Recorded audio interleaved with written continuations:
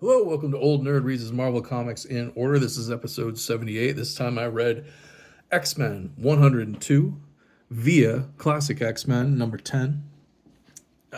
Classic X-Men number 10, reprinting X-Men 102. Excellent Art Adams cover yet again on these Classic X-Men. That's one of the big draws to them when I was a kid, were these fantastic Art Adams covers.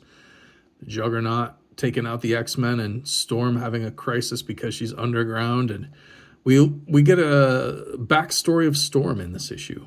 We find out why she's having this emotional breakdown in the middle of this fight. We start right off with her in trouble. They're underground at Banshee's castle in Ireland, Cassidy Keep. The X-Men arrive there to take a little break because they had just come back from space, and Jean Grey had been, they thought, killed, but now she's in the hospital recovering because she brought herself back to life as the Phoenix, but they don't know that yet. But the X-Men went to Sean Cassidy / Banshee's castle in Ireland to recover, only to find that Black Tom and the Juggernaut were there waiting for them and ambushed them. Here's the frontispiece, also by Arthur Adams. Storm, back in her native Kenya, before her Storm days when she was just Aurora. This issue has some great Dave Cockrum art. This always kind of threw me right here. Wolverine throwing Colossus into the Juggernaut. Like, you got to be pretty strong to throw a big man made of metal like that. I don't know. I don't think Wolverine has super strength, but apparently he's pretty strong. We get a little bit of a Colossus versus the Juggernaut fight in here. A little bit of Wolverine versus Colossus here, but not as much as you'd like to see. You want to see Colossus, the big muscle man of the X-Men, go up against the Juggernaut, really. But here the Juggernaut's taken out all the X-Men. Storm, she can't function. She's gone into she's shut down because she's claustrophobic, basically. We go into the backstory here, and this is another case of the X-Men, the original X-Men comic, getting kind of rewritten by Chris Claremont. Here's some new artwork, and this time it's by John Romita Sr. But this is Aurora's backstory. Her parents left Harlem, New York. Her father was a reporter. Her mother was a queen from Kenya, and Storm was born in New York City, but now their family is going to move back to Cairo, which is not close to Kenya, but closer to home for Storm's mother than New York City. But once they're there, fighting breaks out, and a fighter jet crashes into their home and buries them under rubble, killing her parents. And then she goes wandering around Cairo, becomes a thief, a beggar and a thief, raised on the streets basically as an orphan. She makes her way back to, I think, 2,000 miles from Cairo so she walked from Kenya to the Serengeti Plain, back to the lusher jungle area of Africa, where she's treated as a goddess by the natives, and she helps them with her weather powers by bringing rain to help them grow crops, and that was Storm's origin.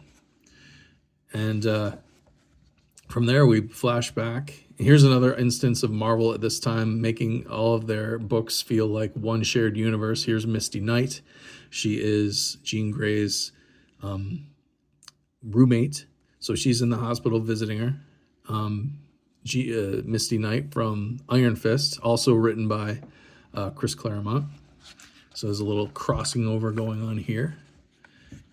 Charles Xavier, he gets a mental notification basically from the rest of the team over in Ireland that they're under attack by Cain Marko, his stepbrother, aka the Juggernaut.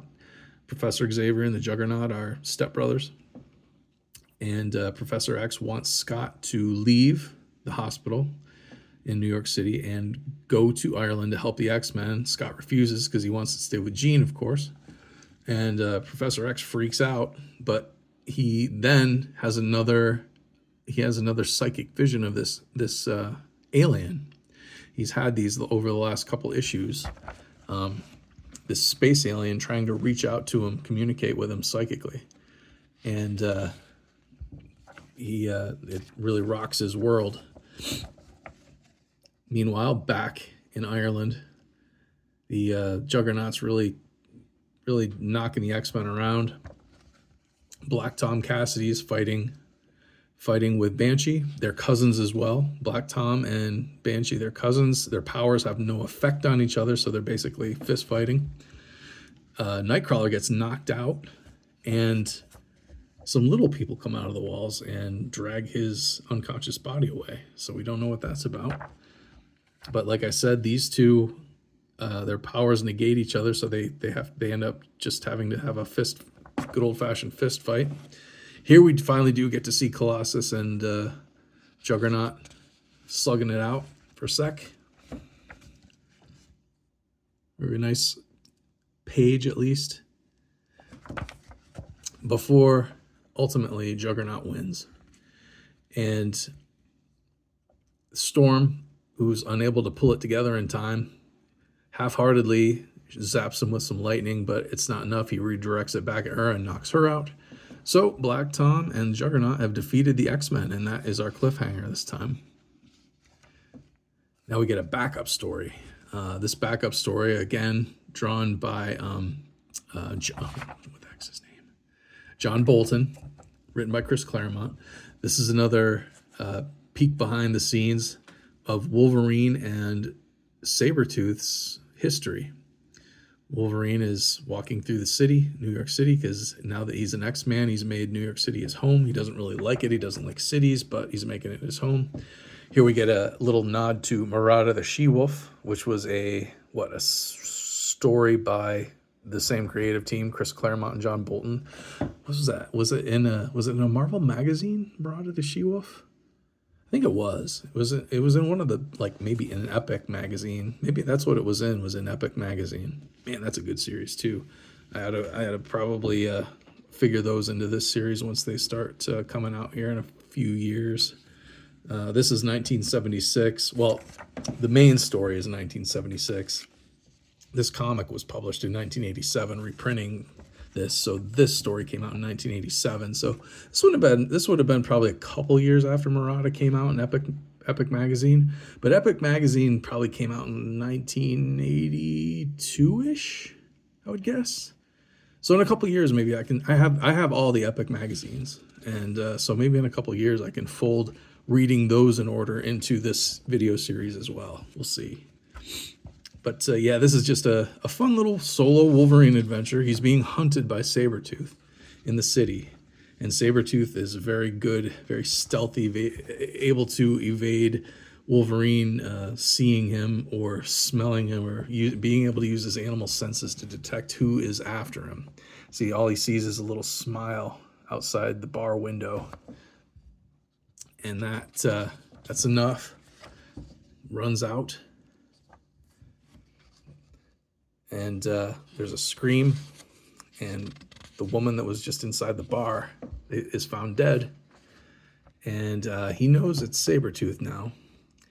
So he sneaks down into the subway, jumps on the side of a subway car, changes into his costume, and we recognize those hands. Those are Sabretooth's hands. Gets him by the neck, drags him over the fence, basically rips his throat out. They don't show it, but they say it. and tosses him into the river. And I guess an hour or so later, Wolverine finally, his healing factor finally works, and he crawls out of the river. And you can see there what Sabretooth did to his neck, his throat. But yeah, that's just a little peek behind the scenes of the Wolverine Sabretooth relationship that back in those days, nobody really knew what was the relationship between those two. So that was a neat little tidbit to get as one of the backup stories in an issue of Classic X-Men. So anyway, yeah, that's I think that's the December 1976 issue of X-Men. They were coming out bi-monthly at the time, so pretty soon they'll start coming out monthly, but at this time, just bi-monthly. So anybody knows anything about these old X-Men stories, these classic X-Men issues, please comment it down below if you like this kind of comic book video. I'm reading my Marvel Comics in order and doing a video on each issue as I read them. So stick around for more of that series if you like that kind of thing. Please like, share, and subscribe. Thank you so much for watching, and I'll see you next time.